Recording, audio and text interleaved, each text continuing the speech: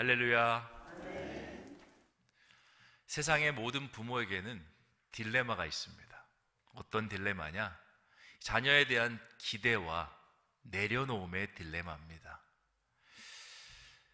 부모가 된다라는 것은요, 그 순간부터 내려놓음을 시작한다라는 의미를 가지고 있습니다.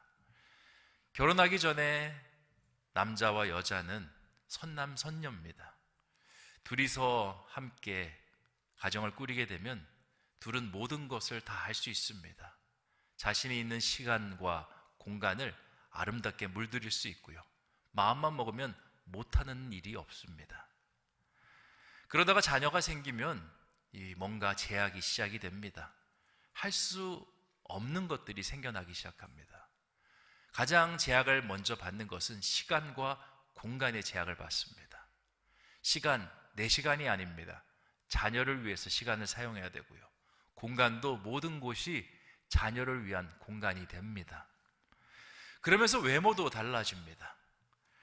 초췌한 모습, 후줄근한 모습, 이리 뛰어다니고 저리 뛰어다니면서 그런 쪼그려 앉는 이상한 모습까지 생깁니다. 다소곳한 모습, 예쁜 모습, 멋진 모습, 이런 건 상상할 수가 없습니다. 결혼 전에는 이 젊은 남녀들이 이렇게 생각합니다. 내가 결혼해서 절대 아저씨, 아줌마 같은 모습 안 되겠다라고 그렇게 다짐하고 또 다짐합니다. 그런데 결혼하면 어떻습니까? 그 모습이 그대로 내 속에 있습니다. 심지어 억척스러운 모습까지 있습니다. 자녀만 잘되게 할 수 있다라면 이 주변 물불 가리지 않는 그런 모습까지 우리에게 나타납니다. 이제 자녀가 자랍니다. 그러면요, 자녀에게 묘한 기대감이 생깁니다. 우리 자녀는 좀 다를 거야. 우리 자녀는 좀 멋진 인생을 살았으면 좋겠다. 나는 멋진 인생을 살지 못했는데 우리 자녀는 나처럼은 아니라 좀 더 정말 보란듯한 그런 인생을 살았으면 좋겠다라는 마음이 듭니다. 이 대리만족이라고 하죠. 그런데 그 생각 얼마 지나지 않아 내려놓음으로 바뀝니다. 한 3, 4년 전이었습니다. 저희 아이가 이제 초등학교에 이제 들어간 지 얼마 되지 않았습니다. 초등학교에 들어갔더니 이제 시험을 봅니다. 내심 저는 시험에 대해서 기대감이 있었습니다. 왜냐? 엄마랑 공부도 좀 했고 학원도 다녔습니다. 그래서 아이가 시험을 보면 잘 보겠지라는 생각을 했습니다. 그러면서도 한편에 드는 생각은 아니야, 내려놔야지. 처음 보는 시험이고 떨릴 수 있어. 내려놓음과 기대감 속에서 만감이 교차하고 있었습니다. 그리고 시험을 받고 시험 성적표를 가지고 왔습니다. 충격이었습니다. 왜 충격이었냐? 너무 많이 틀렸습니다. 그걸 보고 있는데 우리 자녀가 해맑은 얼굴로 이야기하는 겁니다. 아빠, 나 시험 잘 봤죠? 해맑은 얼굴이 아니라 뇌맑은 얼굴. 그걸로 저를 쳐다보는 것 같았습니다. 한 번 더 느꼈습니다. 부모가 된다라는 것은 참 많은 것을 내려놔야 하는 자리구나. 근데 내려놔야 된다는 건 머리로 나는데요, 잘 안 됩니다. 왜 그렇습니까? 그게 남의 자녀면 내려놓을 수 있습니다. 근데 내 자녀이지 않습니까? 내 자녀이니까 내려놔야 된다는 걸 알면서도 잘 내려놔지지 않습니다. 어떻게 부모가 자녀를 내려놓을 수 있습니까? 그렇다고 해서 붙잡고 있자니 이것도 답이 아닙니다. 고통입니다. 내 마음대로 되지 않는 이 자녀를 붙잡고 있는 것, 자녀도 고통이고 나도 고통입니다. 어떻게 해야 될까요? 그래서 이 땅을 살아가는 모든 부모는요, 나이가 많건 적건 모두 딜레마를 갖고 있습니다. 자녀를 내려놓아야 되는데 또 기대감 때문에 내려놓지 못합니다. 오늘 어떻게 하면 이 딜레마를 해결할 수 있는지 말씀을 통해서 같이 은혜를 나누는 저와 여러분 되시기를 주님의 이름으로 축원드립니다. 오늘 우리가 읽은 마가복음 9장 23절에서 24절까지의 말씀은 제대로 된 내려놓음을 하지 못하던 아버지가 주님 앞에서 제대로 된 내려놓음을 하는 아버지로 변화하는 그런 이야기가 담겨져 있습니다. 이 아버지에게 도대체 어떤 사연이 있는지 먼저 말씀을 통해서 함께 살펴보겠습니다.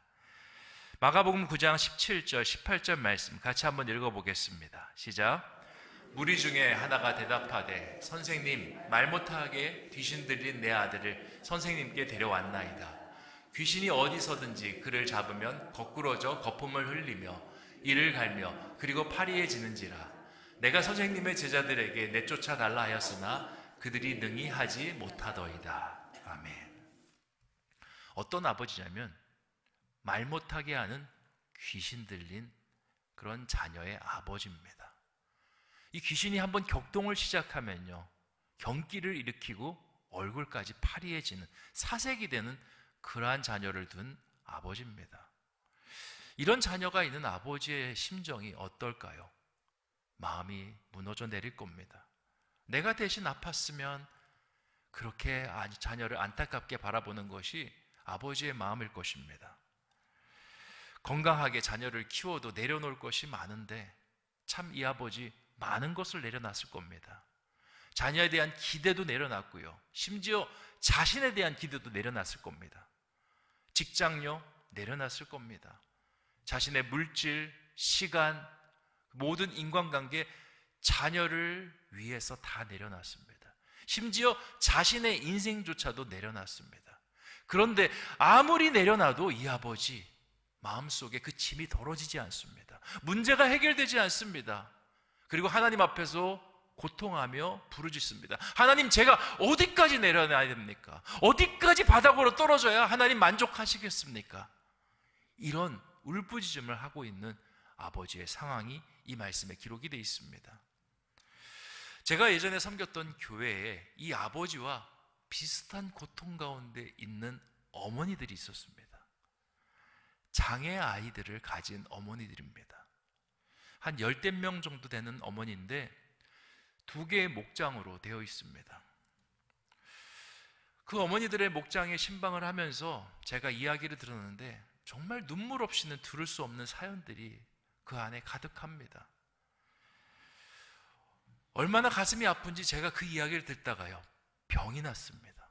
제 이야기도 아니고 그분들의 이야기인데 제가 듣다가 병이 났습니다. 저는 그래도 목회를 좀 제법 오래 한 사람입니다. 26살 때부터 목회를 했으니까 벌써 20년이 넘었습니다. 그래서 제 나름대로의 자부심이 있었습니다. 어떤 이야기를 듣든지 나는 이미 충분히 단련되었다. 제가 별의별 이야기, 별의별 사연들, 그리고 사람들 많이 만났습니다. 그리고 그 이야기 속에서 그분들을 위로했던 경험들이 있습니다. 그런데요, 이 장애의 아이를 가진 어머니들을 한 10명 신방하고 나니까요, 어지럼증이 생기더라고요. 머리가 지끈지끈 아프더라고요. 결국에는 집에 와서 몸살에 걸렸습니다. 그만큼 처절하고 들으면서도 정말 머리가 쭈삣쭈삣 쓰고 너무나 마음이 아픈 이야기들이 그 안에 절비했습니다. 그분들의 사연은 이렇습니다. 대부분 아이들이요, 중증 장애인입니다. 장애인인데도 2종류로 나눕니다. 경증 장애인과 중증 장애인. 경증 장애인은요, 기본적으로 의사소통도 됩니다. 그리고 단순한 일들 할 수 있습니다. 밥 먹으러 와, 그리고 씻어야지, 자야지, 그리고 요거 해야지, 기본적인 생활들 할 수 있는데요, 중증 장애인들은 아무것도 못합니다. 엄마가 1부터 10까지 다 챙겨줘야 할 수가 있습니다. 우리가 회사에서 장애인을 고용하고 일을 한다, 대부분 경증 장애인입니다. 중증 장애인은요, 일 못합니다. 왜냐? 오더를 내릴 수가 없습니다. 못하니까. 한 아이는요, 그 가정의 한 아이는 하루 종일 엄마를 따라다니며 괴롭히는 아이입니다. 집에 모든 불을 다 켭니다. 그 엄마가 끄면 또 켜고 또 켜고, 그리고 엄마가 좀 누우면요, 옆에 와서 엄마를 막 깨우면서 난리를 칩니다. 그리고 돌아다니는 곳곳마다 침을 뱉습니다. 바닥에 침을 뱉으면 엄마가 또 닦고 또 닦고, 하루 종일 따라다니면서 엄마가 걸레질하는 것이 하루 일과입니다. 그리고 이 아이요, 잠도 안 잡니다. 밤에 잠을 자면요, 딱 30분 자면 체력이 만땅 충전이 됩니다. 그때부터 엄마, 아빠를 괴롭히기 시작합니다. 그래서 이 집에는 온통 집안이 암막 커튼으로 돼 있습니다. 왜 그러냐? 아이를 학교 보낸 다음에 그때 엄마가 잠을 잡니다. 그래서 전체를 암막 커튼으로 해놓습니다. 또 어떤 아이의 엄마는요, 이 아이가 소리를 그렇게 지릅니다. 소리를 지르지 말라 그래도 늘 지릅니다. 이상한 괴기한 소리를 질러서 학교에서도 이 아이에 대해서 주의 조치가 내려져 있습니다. 또 어떤 아이는 몸을 가눌 수가 없습니다. 엄마가 휠체어에 아이를 들어서 실어서 학교를 보냈다가 다시 휠체어에서 들어서 차에 태워서 집으로 옵니다. 아이가 점점 커지고 엄마는 나이가 들어가니 이 일이 참 버겁습니다. 이런 이야기를 들으니 제 마음이 어떻겠습니까? 마음이 너무 미어집니다. 너무 아픕니다. 그래서 듣고 있는 동안 제가 병이 나고 말았습니다. 그런데 이 목장에요, 반전의 사실이 있습니다. 그게 뭐냐? 이 두 개의 목장이 제가 담당하던 교구의 목장들 중에 가장 뜨거운 목장이었다는 겁니다. 가장 하나님을 간절히 찾는 목장이었다는 겁니다. 누구보다도 모이기를 자주 하고 하나님을 경배하고 찬양하기를 가장 즐겨하는 목장이었습니다. 제가 대신방을 한다고 하니까 제일 많이 모였습니다. 출석률도 제일 높았습니다. 그리고 하나하나 이야기하는 사연들은 다 기구하고 너무나 힘든 사연들인데 이분들의 고백이 놀랍습니다. 목사님, 힘들지만 감사합니다. 어렵지만 은혜입니다. 절망이지만 여전히 하나님 안에서 기대와 소망이 있습니다. 이렇게 고백합니다. 어떻게 이분들이 이런 고백을 할 수 있었을까요? 그건요, 그분들 속에 내려놓음이 있었기 때문에 그렇습니다. 정확히 말하자면 세상적인 내려놓음이 아니라 하나님 안에서 내려놓음. 성경을 보면 인생에 감당하지 못하는 어려움들이 찾아왔을 때 하나님께서는 내려놓으라 말씀하십니다. 짐을 내려놓으라, 그리고 염려를 내려놓으라, 문제를 내려놓으라 주님께서 말씀하십니다. 그런데 여기에선 특징이 있습니다. 그냥 내려놓는 것이 아니라 항상 목적어를 붙입니다. 주님께 내려놓으라. 베드로전서 5장 7절에 너희 염려를 다 주께 맡기라. 이는 그가 너희를 돌보심이라. 주님께 내려놓으라 말씀하십니다. 마태복음 11장 28절에 수고하고 무거운 짐진 자들아 다 내게로 오라. 내가 너희를 쉬게 하리라. 주님께 내려놓으라 말씀하십니다. 세상에는 내려놓음이 두 가지가 있습니다. 세상에서 말하는 내려놓음이 있고요, 주님 안에서 말하는 내려놓음이 있습니다. 둘 사이에는 차이가 있습니다. 세상에서 내려놓는다라는 건 체념하라는 겁니다. 포기하라는 겁니다. 안 되니까 붙들고 있지 말라는 겁니다. 그런데 하나님 안에서 내려놓는 것은 포기랑 체념과는 거리가 멉니다. 하나님 앞에 나의 문제를 드리라는 겁니다. 나의 어려움을 드리고 나의 자녀를 드리라고 말씀하는 겁니다. 장애 아이들을 둔 그 어머니들은요, 내려놨습니다. 그냥 포기한 것이 아니라 주님 앞에 아이들을 가져갔습니다. 그리고 주님 앞에 아이들을 드렸습니다. 주님 받아주시옵소서. 왜냐? 주님이 나보다 우리 자녀들을 더 잘하시는 분이시기 때문에 그렇습니다. 주님께서 나보다 더 능력이 있으시고 주님께서 나보다 더 지혜롭게 아이들을 가르칠 수 있기 때문에 주님 앞에 내려놓는 겁니다. 그렇게 내려놓으면서 새로운 것을 붙잡습니다. 뭘 붙잡느냐? 주님을 붙잡습니다. 나는 내려놓는데 주님을 붙잡습니다. 그러니까 세상 속에서 기대할 수 없는 아이들, 세상 속에 절망으로 채워진 아이들인데 어머니들이 뭘 느끼냐? 기대를 얻습니다. 그냥 막연한 기대가 아니라 하나님 앞에서 이 아이들을 하나님께서 사용하실 것이다 라는 믿고 의지하는 그런 확신 있는 기대를 갖습니다. 그리고 어머니들이 고백합니다. 목사님, 우리 자녀들을 통해서 하나님께서 영광을 받으실 줄 믿습니다. 그렇게 어머니들은 딜레마를 풀어갔습니다. 오늘 귀신 들린 아이를 가진 아버지, 인생에서 참 많은 것을 내려놓았습니다. 그런데 평안이 없습니다. 그런데 마음에 늘 불안합니다. 이유가 뭘까요? 주님 앞에 내려놓지 않았기 때문에 그렇습니다. 세상 속에 내려놓기 때문에 그렇습니다. 그러니까 항상 뭔가를 내려놓으면서도 찝찝합니다.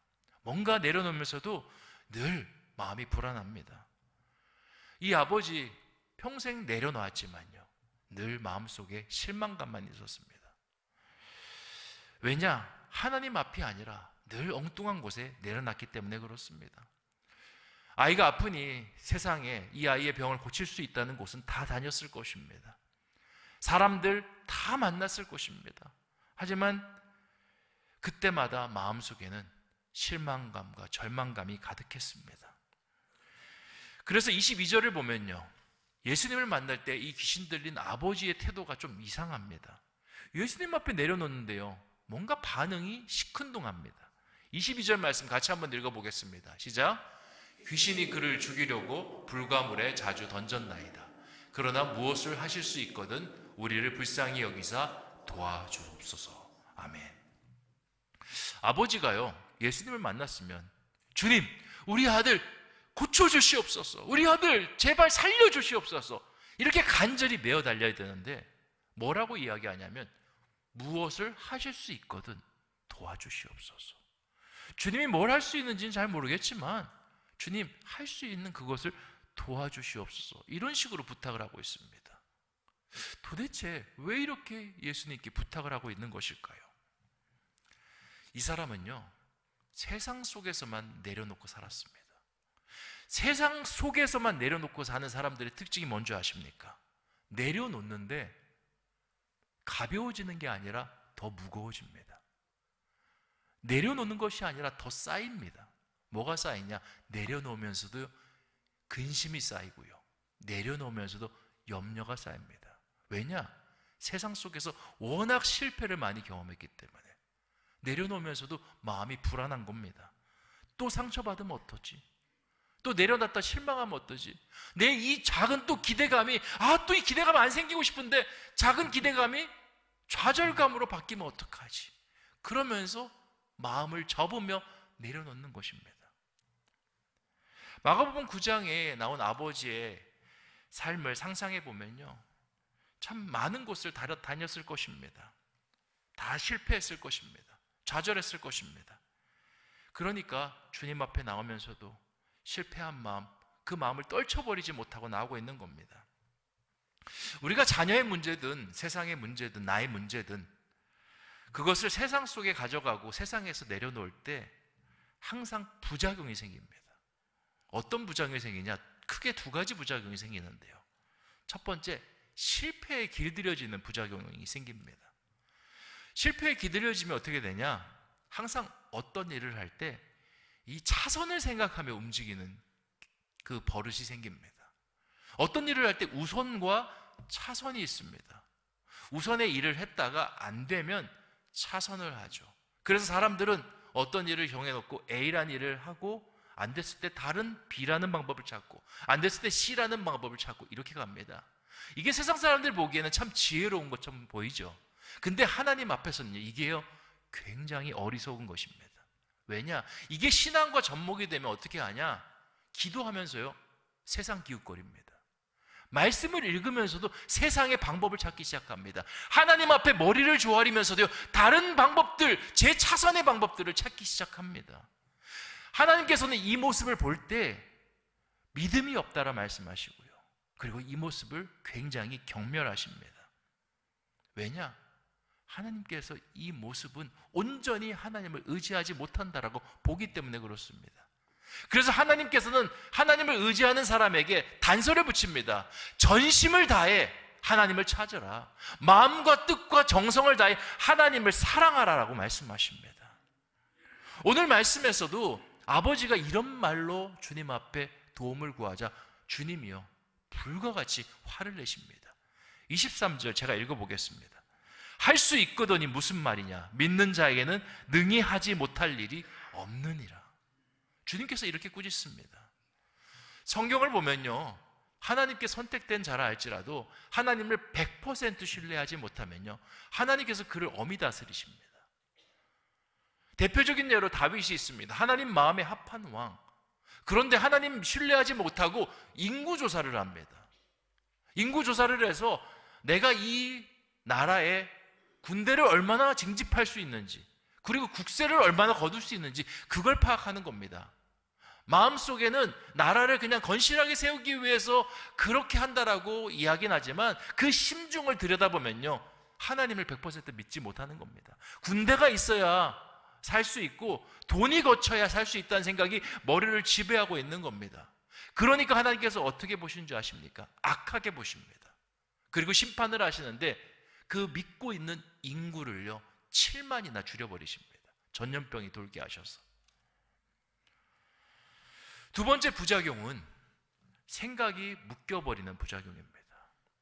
우리가 세상 속의 문제를 풀러 들어가면요, 우리의 생각이 세상 속에 묶여버립니다.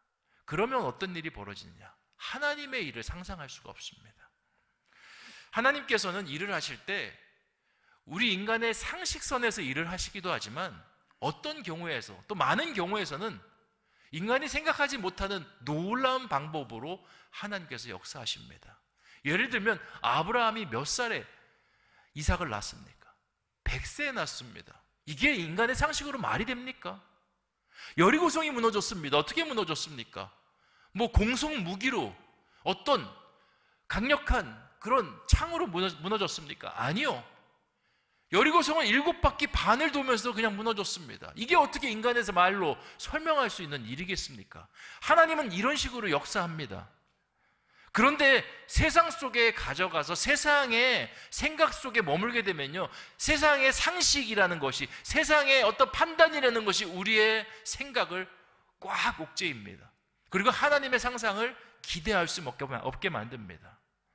그리고는 굉장히 단순해집니다. 그냥 어려움이 있으면요, 어렵다라고 이야기하고요, 실패하면 망했다라고 이야기합니다. 뭔가 사업이 잘 안 되면 바로 넘어갑니다. 아, 난 망했어. 계획하던 일이 어그러지면 나 실패했어. 그리고는 그냥 그것을 기정사실로 받아들이고 단정해버립니다. 자녀의 문제 똑같습니다. 자녀가 지지부진하잖아요. 또 세상 속에서 탁월하지 못하잖아요. 넌 왜 그 모양이니? 넌 왜 안 되니? 너는 어려워 라는 그런 생각을 머릿속에 갖기 시작하고요, 심지어 말로 그 아이를 상처 줄 때도 얼마나 많은지 모릅니다. 오늘 말씀에도 똑같은 모습이 연출됩니다. 26절 말씀 같이 한번 읽어보겠습니다. 시작. 귀신이 소리 지르며 아이로 심히 경련을 일으키게 하고 나가니 그 아이가 죽은 것 같이 되어 많은 사람이 말하기를 죽었다 하나. 아멘.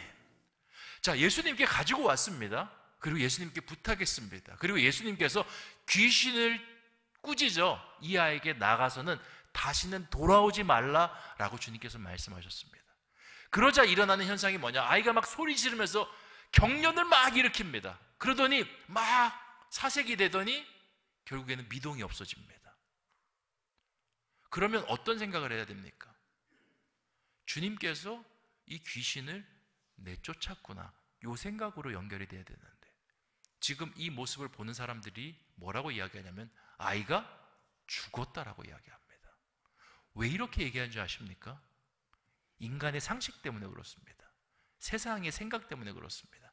당시의 문화 속에서 귀신 들린 사람은요, 살아서 귀신이 빠져나오는 경우가 없었습니다. 귀신의 결말은요, 항상 죽음이었습니다. 이 아이도 귀신 들린 다음에 아버지가 이렇게 이야기합니다. 물과 불에 자주 아이를 끌고 갔다라고. 당시에 귀신 들린 사람은요, 죽어야 끝났습니다. 주님께서 귀신을 내쫓았습니다. 그리고 미동이 없어졌습니다. 귀신이 쫓겨나갔다고 생각 못하고 아이가 어떻게 됐다고요? 죽었다라고 바라보는 겁니다. 세상의 생각 속에 눈이 완전히 갇혀서 바라보지 못하고 있는 겁니다. 그런데 주님께서 27절에 이 아이를 일으키십니다. 같이 한번 읽어보겠습니다. 시작. 예수께서 그 손을 잡아 일으키시니 이에 일어서니라. 아멘. 세상의 생각을 깨트리십니다. 귀신이 나갔는데요, 아이가 살아나는 놀라운 역사가 일어나는 겁니다. 주님께서는 사람들이 간과하는 부분을 정확하게 깨뚫으십니다. 어떤 부분을 간과했냐? 지금 내려놓고 있는 곳이 세상이 아니다. 주님 앞이다. 주님 앞에 100% 내려놓으면 너희가 상상하지도 못하고 너희가 생각하지도 못하는 놀라운 일을 경험하게 될 것이다. 주님께서 이 아이의 귀신 들림 축출을 통해서 우리에게 교훈하시는 것입니다. 처음으로 돌아오겠습니다. 우리 부모에게 딜레마가 있습니다. 내려놔야 하는데 내려놓지 못합니다. 기대가 있어서 내려놓지 못합니다. 내 자녀이니까 내려놓지 못합니다. 세상 속에 내려놓으려고 하면요, 절대 내려놔지지 않습니다. 기대가 오히려 염려가 돼서 나를 계속 무겁게 합니다. 그럼 어디서 내려놔야 될까요? 바로 주님 앞에 내려놓는 겁니다. 주님 앞에 내려놓고 붙잡는 것은 주님이 돼야 되는 겁니다. 아이는 내려놓고 자녀는 내려놓고 주님 앞에 주님께 우리 자녀의 인생을 맡깁니다. 나의 인생을 맡깁니다. 받아주시옵소서. 주님께서 우리에게 기대를 불러일으키실 겁니다. 세상에서 우리 자녀를 향해서 뭐라고 이야기하는지 중요하지 않습니다. 주님께서 뭐라고 말씀하시는지 그게 중요합니다. 주님께서 말씀하십니다. 내가 너의 자녀를 영광스럽게 사용하겠노라. 내가 하나님의 나라의 귀한 제목으로 쓰겠노라. 주님께서 말씀하십니다. 어차피 주님께서 주신 자녀입니다. 그러면 누가 이 자녀를 책임지겠습니까? 주님이 책임지십니다.